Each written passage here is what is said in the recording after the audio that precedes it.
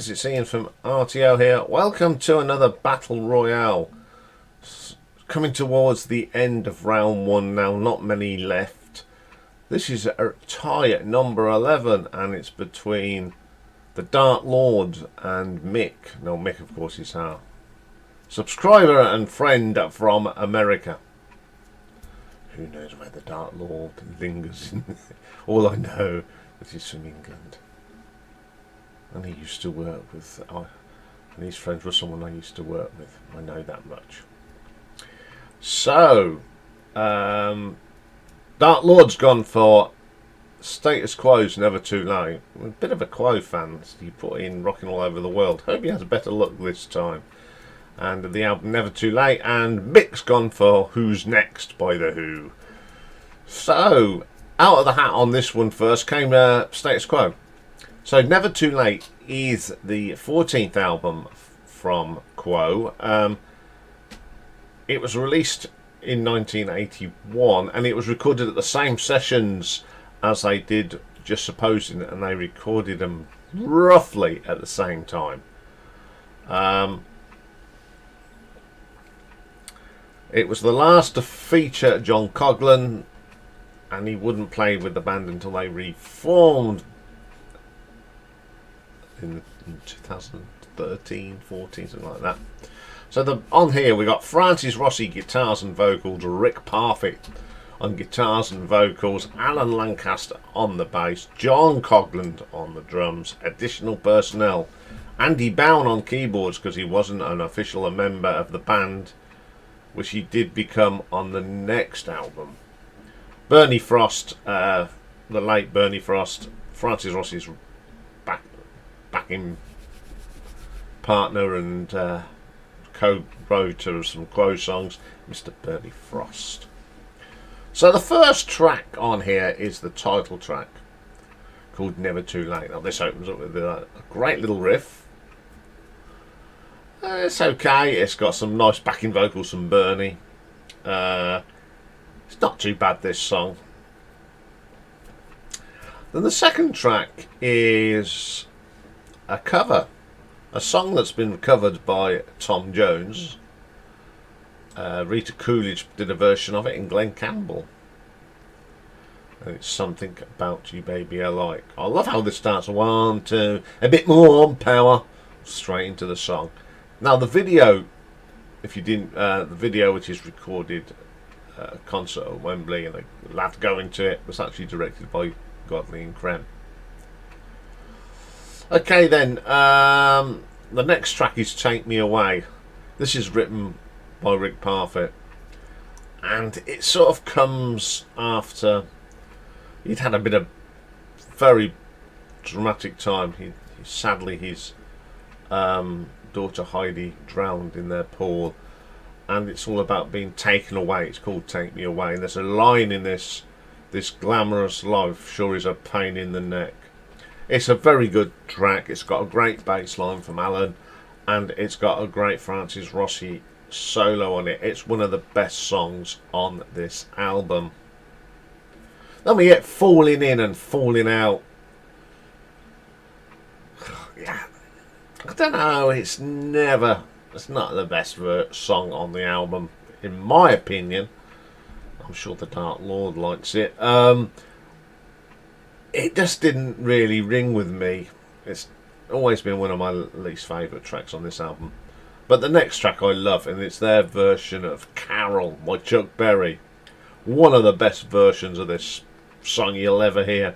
There's a lovely key change halfway through when it goes up. Fantastic how they did it. They've always done great covers of Chuck Berry songs. I mean, they did Bye Bye Johnny, Carol. Great song.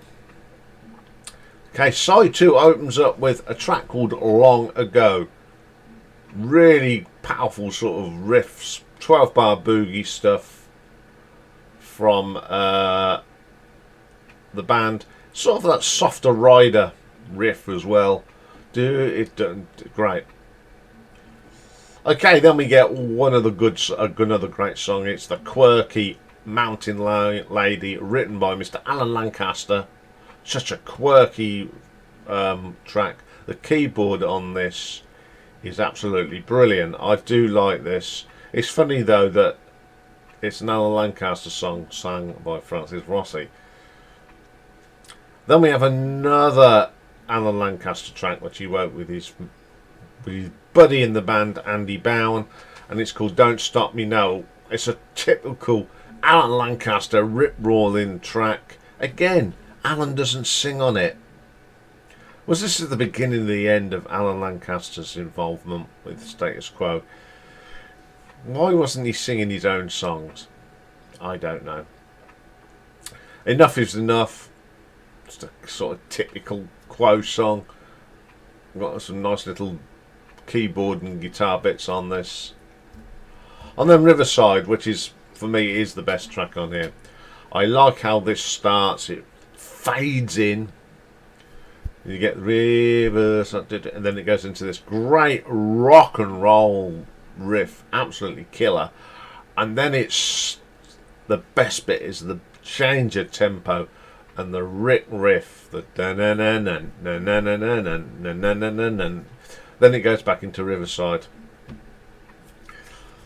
Okay, this, as I said, this album was recorded at the same time as Just Supposing. So these two albums do sound very, very similar. I always felt though with this one that the tracks on this one were not the same spec as Just Supposing, and I think these are probably the tracks that didn't make it on to Just Supposing. So out of the two there, this has always been sort of in the shadow of Just Supposing. But personally, I do enjoy listening to this. I remember I put it on just to do this, just have a little listen as you do. I hadn't listened to it for a little while, and I thoroughly enjoyed it again. So good luck, Dark Lord, on that one. So who are you up against? Well, you've got a strong contender yet again. You've had a real look at the draw.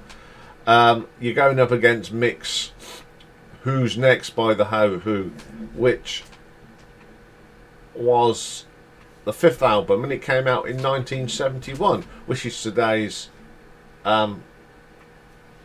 focus here on the live stream. I just wonder if Stevie will come up, or someone will show this tonight.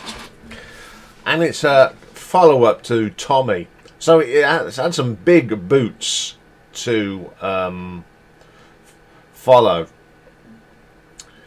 So playing on this, of course, is Roger Daltrey, Pete Townsend, John Entwistle, and the one and only Mr. Keith Moon. We have got some additional on here. We've got Dave Arbus on violin on Barbara O'Reilly, Nicky Hopkins, the legendary Nicky Hopkins, on The Song Is Over and Getting in Tune. Al Cooper does Al Hammond organ on Leslie West. Yes, Leslie West of Mountain. So the first track on here is one of their great tracks, Barbara O'Reilly. That iconic opening. Pete experimenting with different sort of instruments and sampling. Very, very good. Singing on here, you got Roger doing the verses and Pete doing the bridge. Some great drumming from Keith Moon. I love this track personally. What a great way to start off the album. Up next is Bargain. One of the tracks on here that does get forgotten about, I think. And the band are on fire. You've got a great vocal from Roger. And again, Pete Townsend does the bridge. Thumping bass line from Mr. Entwistle. And just Keith's all over it again. Third track is Love Ain't For Keeping. It's got a real bluesy feel to this. A great bass line from John Entwistle is good. And Pete's guitar playing just drives the song along. Then we get a John Entwistle song, My Wife. Wonderful. He always wrote some obscure stuff, but this one is actually good. I think this is one of his best songs, personally. Great little track. Then we get The Song Is Over. I love this track myself. I think what is good about here is Nicky Hopkins. This man has played with all the greats. He's been on Stones albums. He's on The Who. Great track. I do like that one. Then we get Getting In Tune. Fantastic vocal from Roger. Again, you've got Nicky Hopkins providing the piano. Some great drumming from the one and only Mr. Keith Moon. Then we get Going Mobile. Now this is one of the gentler tracks on the album. It's got a lovely acoustic guitar. Then in comes John with his great bass. Some great drumming from Keith on that one. Behind Blue Eyes, another classic from this album. I like the acoustic pastiche in it. We've got the little bit of rock in there. The solo at the end is pretty good, and some sublime drumming from Keith Moon. Then we get the classic to end the album, Won't Get Fooled Again. Classic, that keyboard at the beginning. And I think this is probably some of Keith Moon's best drumming ever with The Who. I mean, he was fantastic on Quadrophenia as well, but this was absolutely dynamite. How he goes around that kit, and there's that great video of them doing this in the studio. His arms are all over the place. It's a great vocal from Roger, the best one on the album. That great riff from Pete, absolutely classic song.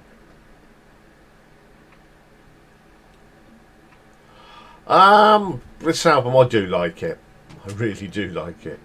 It's actually my favourite album. There's two camps. There's the occasional fan, love this, but everyone else loves Quadrophenia. The thing is, I love Quadrophenia and Who's Next. It's the same. There's not much between these two for me, but this is. I think it's because this is a single album. I think that's why people like it more. Not taken away from Quadrophenia, which is an absolutely fantastic album, but I think this one had more appeal. It had more. I don't know. There's some of the shorter songs and a bit more structure than, because of course Quadrophenia is a rock opera and a movie soundtrack, whatever you want to call it. So yeah, it's one of the great Who albums, whatever camp you're in. Okay, so good luck to Mick. I'm sure you know how you vote on this now, but I will remind you. The only places you can vote are two places. One is in the community page on the channel, and the poll opens at 2 PM this afternoon, and it closes at midnight on Wednesday. And the other place you can vote will be on the live stream tonight. Now, over the last few weeks, the live stream poll has been the one that's got the winner. So I wonder if that trend continues today. Okay, next week, tie 12 is between Jimmy Barnes, a great friend of the channel, and he's gone for New Order's Technique, and he goes up against Sean Ryan and Prince's Sign of the Times. Two really good albums from the 80s, 90s period. So we've got two poppy sort of albums going up against each other. That'll be an interesting one as well. Some great ties to come between now and January before we start round two. But in between, of course, there is going to be 1 week where there is not going to be a battle. So instead, you're going to get Dave and myself. Dave making his debut on a video. He's been part of the live stream, but he's never ever done a video. And we're going to go through the round one, and we're going to tell you who we actually would have voted for if we were taking part. So that's all to come. Okay, up later we have got Pick and Mix, and this week we're going to take a wander down the sidewalk and we're going to look at the top 10 singles on this day, the 14th of December in the year of 1991. So I will see you for that later. And good luck to Mick and the Dark Lord. Bye for now.